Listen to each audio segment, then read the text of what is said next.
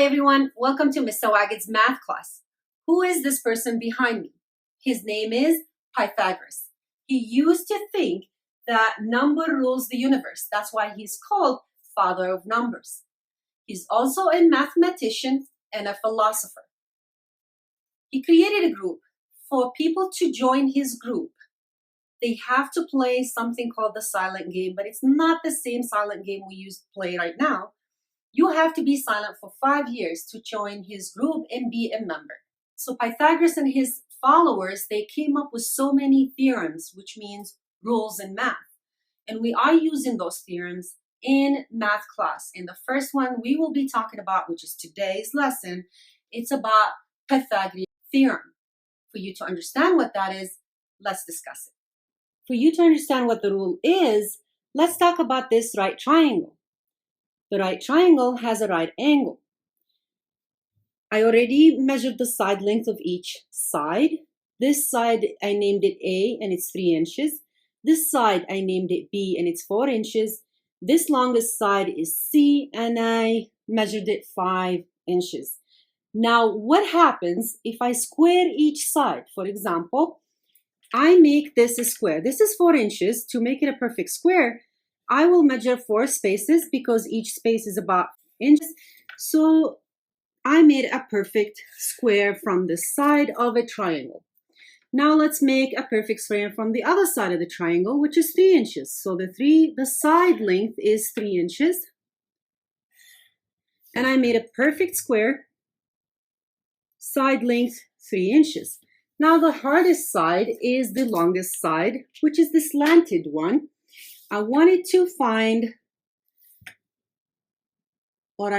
draw a perfect square with 5 inches because each side is 5 inches long.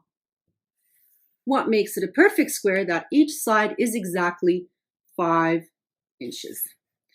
Now, what I want to do is find the area of each square.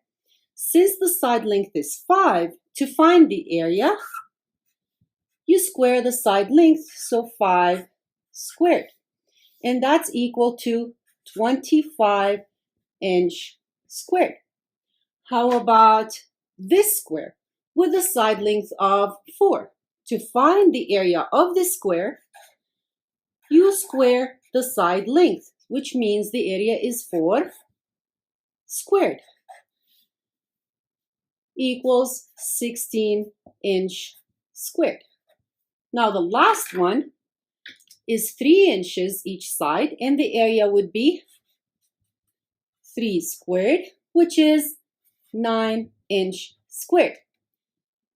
To find the relationship between the side length of a triangle, let's find the relationship between squaring the side length of each side of a triangle. Did you notice something? This side is 16. This side is 9. And this side is 25. What's the relationship between all these numbers? 16, 9, and 25. You got it. If I add 16 plus 9, it gives me 25. That's not a coincidence. This works for every single right triangle. When you square the side A, take it and square it, add it to the square of side B, will give you the square of the longest side, which is C. And that is the Pythagorean theorem. Here's another proof that if I square the side lengths of the triangle, it will give me the square of the longest side of that triangle. Watch what happens. If I take this area of this square and I take the area of the other square right here, would it cover the area of the biggest square or the longest side of that triangle? So if I square this side, add it to the square of this side, gives me the square of the longest side. Now let's discuss the 3 sides of a right triangle. Each side has a name. Let's talk about this blue side, I will name it leg B. And the red side, I will name it leg A. Leg A and leg B, they created the 90-degree angle. Now what about the last side, which is the green one? It's the slanted side in a right triangle. That slanted side is called the hypotenuse, and we will name it C. I know which side is the hypotenuse because it is the longest side and it's always crossed from the right angle. So what Pythagoras said, if I take leg A and square it, then add it to leg B and square it, will give me the hypotenuse, which is C squared. So this equation, a squared plus b squared equals c squared, is called the Pythagorean theorem. And we use this equation only on right triangles to find the missing side of a right triangle. Now let's practice finding the missing side of this right triangle using the Pythagorean theorem. The first step is to identify your sides.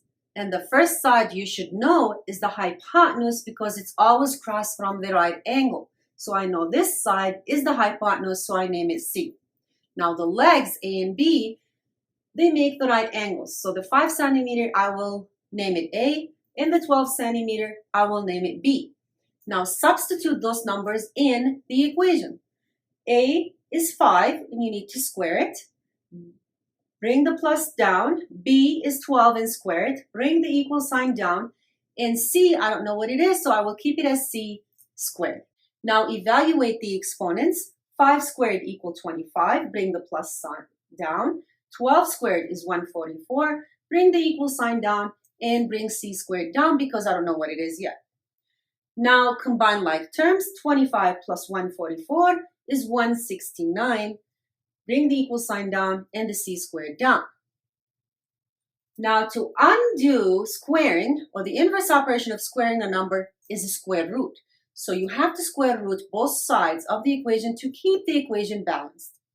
And now evaluate square root. The square root of 169 is 13. Bring the equal sign down. Now remember, squaring and square root, they cancel each other. So you bring the C down. Therefore, side C, or the hypotenuse, equal 13 centimeters. Here's another example of finding the missing side of a right triangle.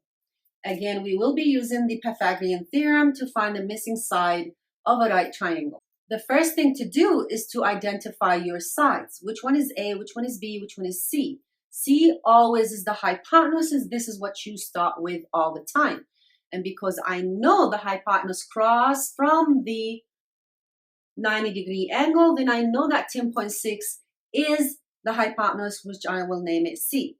Now this side 5.6, I'll name it A, and the other side with a question mark, I will name it B because I don't know what it is, but I know those are the legs A and B because they made the 90-degree angle. Now substitute those numbers in the equation. A is 5.6, but you need to square it. Bring the plus down. B, I don't know what it is, so I will leave it as B, but make sure it's squared, equal C, which is 10.6. You need to square it. Now evaluate exponents. Means 5.6 squared, which means 5.6 times 5.6, which equals 31.36. Bring the plus down. Now b squared, I don't know what it is, so I'm still going to bring it down. Equal 10.6 squared means 10.6 times 10.6, which gives you 112.36. Now I need to isolate b to know what the value of b is. The first thing is to get rid of whatever on the same side as the b, which is the 31.36. Subtract it from both sides to get rid of it. 31.36 minus 31.36 is 0, so it's gone. So all you have to do, bring the b squared down, bring the equal sign down, and subtract those numbers, you get 81. Now, I don't want b squared, I want b. So how do you get rid of squaring? Use square root. So you square root both sides, and watch how squaring and square root, they cancel each other. You end up with b equals, the square root of 81 is 9. So the side length b equals 9 inches. How about using the Pythagorean theorem in 3 dimensions, like this rectangle or prism? For you to understand that, I wanted you to look at this rectangular prism. It's a 3-dimension. I wanted to find the side length from one corner to another on the bottom of this rectangular prism. If I flip it, watch what happens. The length and the width becomes the legs. They created 90-degree angle, and the slanted side, which is the diagonal side that I'm trying to find, is the hypotenuse. So how can I find the hypotenuse if I know the length and the width of the bottom of this 3D? Let's see how that works. This side is the length, and I name it A. This side is B, which is the width. And I need to find the green line, which is the diagonal side on the bottom of the rectangular prism.